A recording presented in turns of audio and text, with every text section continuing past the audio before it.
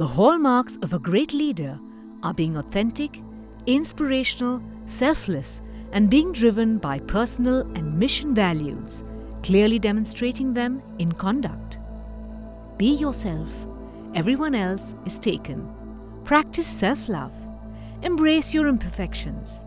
Be yourself at all times, even and especially when it is difficult and uncomfortable. The beauty of always being authentically yourself is that you don't have to pretend or worry about others' opinions. Such authentic people are at peace with themselves and their imperfections. The point is not to become a leader.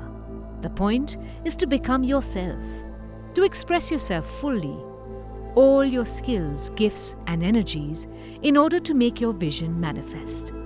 When that expression is of value, people become leaders.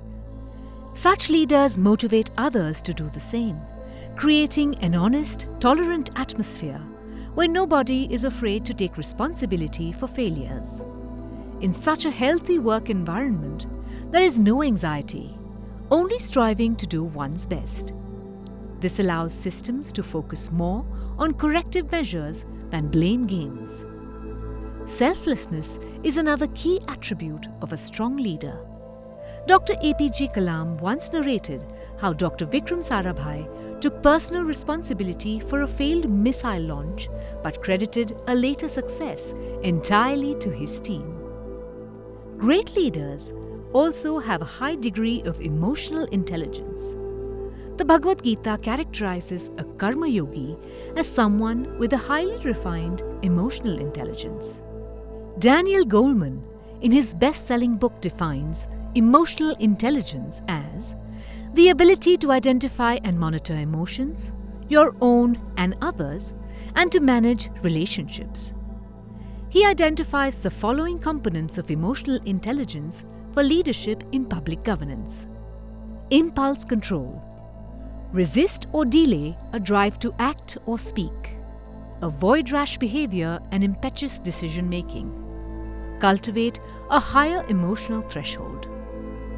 Self-awareness. Be aware of your and your team members' strengths and weaknesses and find the best means and people to achieve the desired objectives. Self-management. Be resilient and recover quickly. Keep composed and calm. Reassure team members when they look up to you. Empathy. Interact and welcome suggestions. Be a good listener and understand the feelings of the team members. Relationships. Communicate your vision clearly and persuasively to motivate the team. Another crucial component is the ability to delay gratification, namely, sacrificing small instant rewards for bigger distant rewards. Many a time, civil servants establish reform policies that may not bring fruit during their tenure, but it must be done for the greater good. All India civil service leaders and even aspirant leaders must foster workplace belonging and prevent the negative impact of anyone's exclusion. Inclusive workplace culture is a key ingredient in harnessing a team's ultimate potential.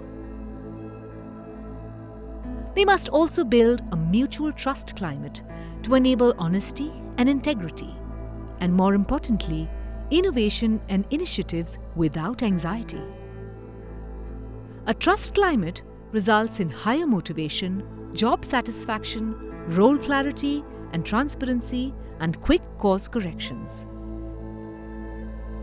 Here are some further steps civil service leaders can take to bring out the best from every civil servant in India. Streamline the recruitment to ensure only the most competent and committed candidates are selected. Reinforce the service mindset through periodic training sessions and workshops to realign civil servants to the right path. Create direct public feedback systems and act on the feedback promptly and satisfactorily. Delegate powers to junior administrators to empower and encourage them. Ensure work-life balance by establishing friendly leave policies and timely promotions based on excellence. Incentivize innovation implemented by officers in public service.